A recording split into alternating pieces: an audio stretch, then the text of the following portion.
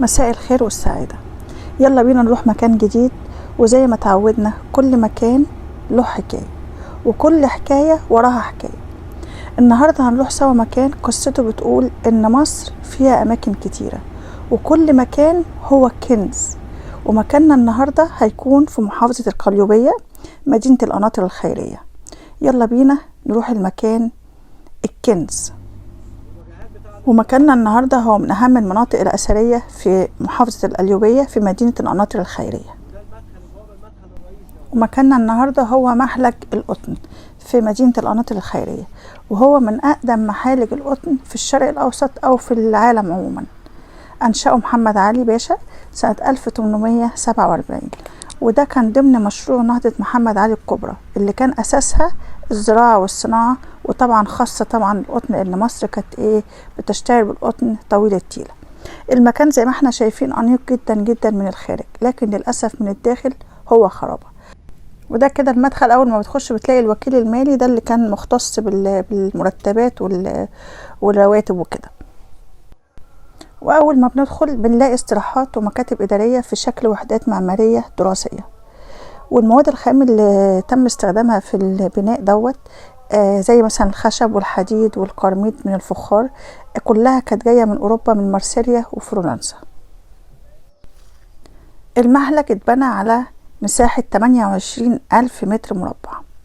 أسسه قسطنطي دا سيلفاجو ميشيل ميخائيل، ده كان من اليونان وكان عايش في اسكندرية، فعشان كده اتأثر بالمعمار الاسكندراني واليوناني وقتها، وصمم الاستراحات دي على الشكل اللي هو زي شكل القلاع. أما اللي صمم المحلج هو المهندس الإيطالي أنطونيو لاشيك، واتبنى المحلج على الطراز القوطي المستحدث. وده كده جزء الاستراحات اللي هو مطل على كورنيش النيل، ودي ملكيتها لمحافظة القليوبية ومجلس مدينة القناطر. للأسف كل جزء في المحلج أو في أرض المحلج عموما، طبعا هو الأول متقسم ل3 أجزاء، جزء الاستراحات وجزء اسطبل الخيل والجزء بتاع المصنع نفسه. كل جزء حد يعني في وزارة معينة تملكه. الجزء دوت بتملكه محافظة القليوبية ومجلس مدينة القناطر، اللي هو الجزء بتاع الاستراحات. المكان أشبه بقلعة محصنة محاطة بأبراج مراقبة.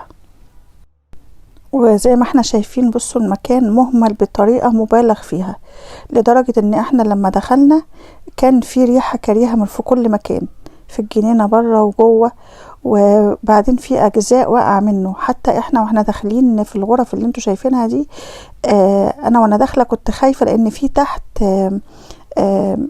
بدروم، فوانت بتدوس على الخشب ده خشب مفرغ، ممكن يتكسر ويقع، لان هو كله مسوس اصلا.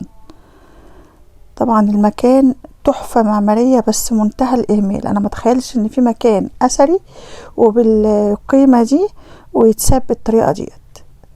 طبعا المطلوب إن هو المكان يتم تطويره، بس يتم تطويره زي ما هو بدون أي افتكاسات يعني جديدة عليه، يعني يتحافظ على روحه وعلى هويته زي ما هو كده. ده كده شكل الاستراحات من بره كلها، شايفين عامله زي القلاع ازاي. وكده ده كده شكل الجنينه. طبعا مش عايزه اقول لكم الريحه كانت عامله ازاي، لان في كلاب للاسف كتيره ميته، وكمان في كلاب حيه للاسف، يعني ممكن تهاجمنا واحنا موجودين، ان تقريبا كده مفيش حد بيروحوا. بعد ما تسيب الاستراحات هتلاقي بعد كده تخش جوه الجزء التاني، ده كده اسطبل الخيل. كان فيه هنا الخيل طبعا والعربيات بتاعتهم وكده في المكان دوت. طبعا المساحات هناك يعني مفيش عندهم ليميت للمساحات. وطبعا المساحة الشاسعة من الأرض ديت كانت ملك الأم الوالية عباس الأول، وبعد كده ورثها الخديوي إسماعيل، وبعد الخديوي إسماعيل ورثها الخديوي توفيق، وبعد كده الخديوي توفيق عملها وقف لحاجة اسمها الكتبخانة الخديوية، اللي هي دلوقتي حاليا دار الكتب والوثائق القومية دلوقتي. يعني المكان دوت جزء منه لوقف لدار الكتب والوثائق القومية.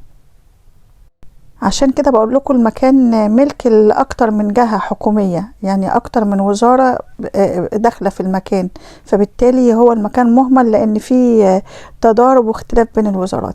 هنا احنا دخلنا هنا المحلج، طلعنا طبعا السلم دوت، ده كده بداية المحلج.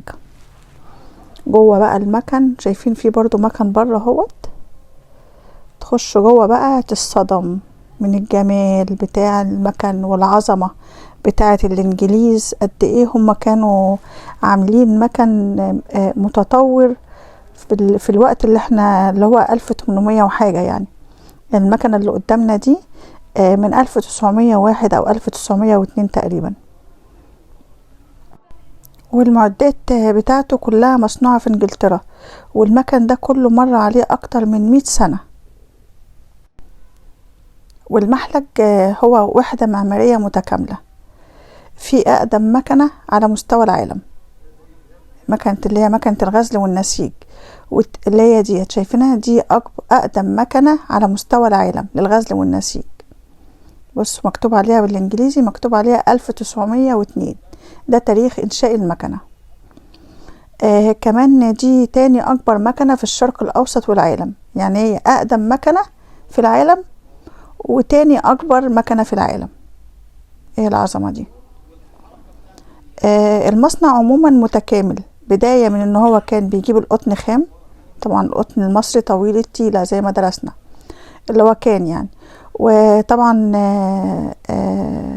القطن بيستخدم في الصناعة للغزل والنسيج، وبعد كده ياخدوا الباقي اللي هو البذور يستخرجوا منها الزيوت، وبعد كده ياخدوا بواقي البذور بيحولوها لقشرة ويحولوها لأعلاف. فبالتالي هو كان مصنع متكامل، بياخد القطن يخلص كل الصناعات جوه المصنع. طبعا عايزه اقول لكم ان هو عباره عن متاهه، يعني انت بتخش جوه بتوه. ده الجزء ده كان تبع الاسطبل، في وش الاسطبل شايفين دي برضو تبع برضو الاسطبل، كل دوت متقسم اهوت.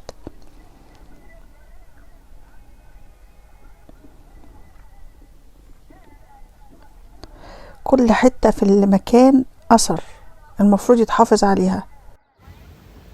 ودي كده العنابر، زي ما احنا شايفين معمولة من الطوب الأبيض والطوب الملون، وده كده واخدينه من صعيد مصر. بصوا كده هي عبارة عن متاهة.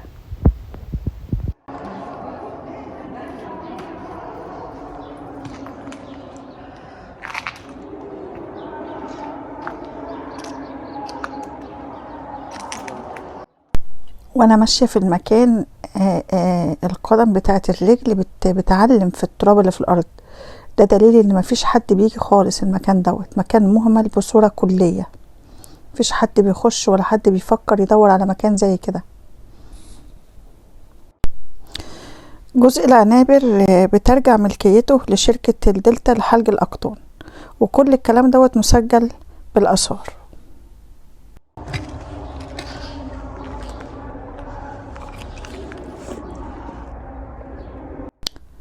طريقة البناء وطريقة البوابات ديت والشبابيك وكده، ده كان بيخلي المحلج بينور إضاءة خارجية، يعني بينور من الخارج، مفيش كهرباء جواه عشان ينور، فكان معظم الإضاءة معتمدة على الإنارة الخارجية يعني. طبعا وانت ماشي فيه تحس ان انت تايه. انا بالفعل كده في المكان دوت فعلا انا هنا تهت وخفت، لان حذروني وانا داخله يعني ان في يعني ممكن حاجات كده تقابلني مش لطيفه يعني. فهنا فجأة لقيت نفسي لوحدي، كانوا كل المجموعه اللي معايا خرجوا بره وانا كنت لوحدي هنا في المكان دوت، فجات لي رهبه كده بالمكان.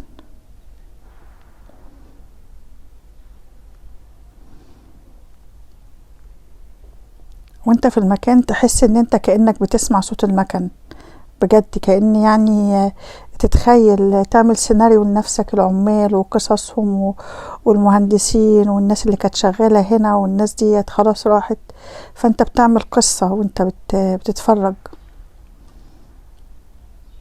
بص هو يعني تحس ان انت فخور ان كان عندك حاجة كده، وكمان بصوا شايفين الاضاءات، وكمان تحس ان انت كأنك بتبني قصة، وكمان المكان نفسه تحس بخوف. هنا انا كنت بدأت بقى الاقي المكان الخروج، لان انا كنت فعلا تهت هنا ومش عارفة اخرج. هنا بقى خرجت، مصدقت خرجت بره، خرجت على طول. المكان ده كان مصدر رزق وخير، اتحول بعدها لتحفة معمارية مهملة للأسف. الدولة ما استفادتش منها، وتم إغلاق المحلج سنة 1996 نهائيا. وفي مقترحات لتطوير المحلج وتوثيقه وتحويله لمتحف أثري، ياريت ده يحصل. المحلج طبعا عليه نزاعات مساحية بين الآثار الإسلامية والأوقاف والمحافظة ومجلس الدولة، كل دوت عليه نزاعات.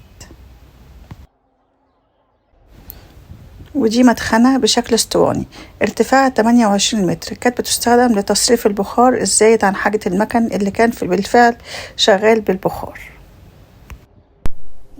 طبعا أنا بتمنى أن الدولة تهتم بأثر زي دوت، ويبتدي يعملوا تطوير للمكان، بس تطوير زي ما هو قلنا، يعني يحافظ على هويته بدون تغيير.